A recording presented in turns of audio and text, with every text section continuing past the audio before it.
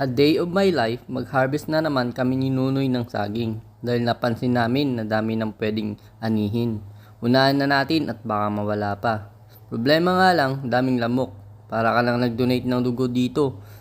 Halos lahat, parang vampira na sila. Unang tira, putol ka agad. Sa dami naman ng saging na anihin nito, benta na lang ng mura kaysa mabulok.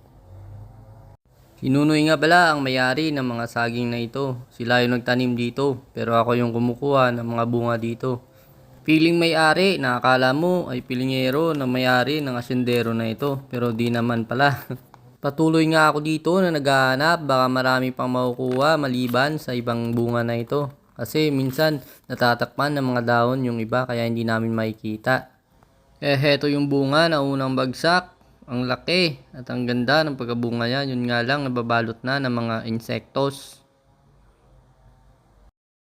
Ito yung pangalawang bunga na titirahin namin. Medyo mahirap kasi nga may kuryenteng nakabalandra.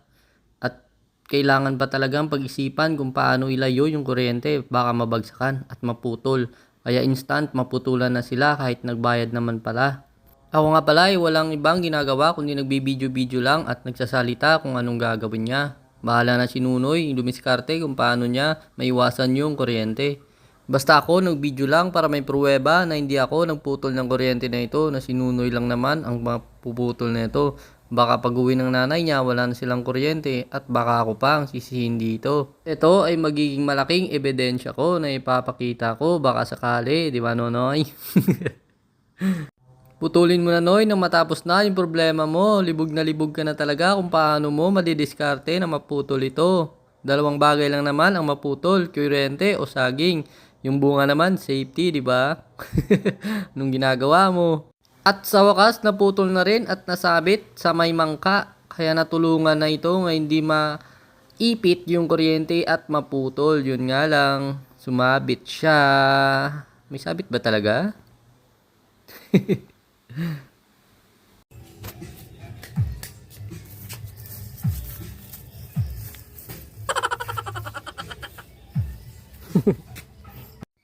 Buti nga lang dahil sa saging na pagtanto rin namin na i-check yung mga kuryente kung meron ba talaga mga pasa-pasa kasi mahirap na kapag umulan, may mga open wire.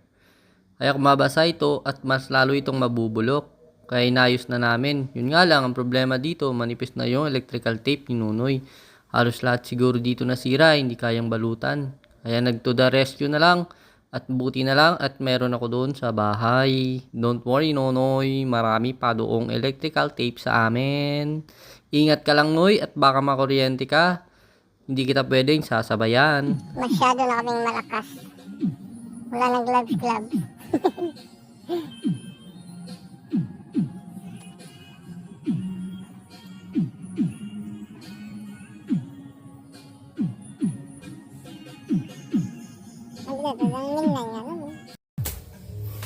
Niluto na.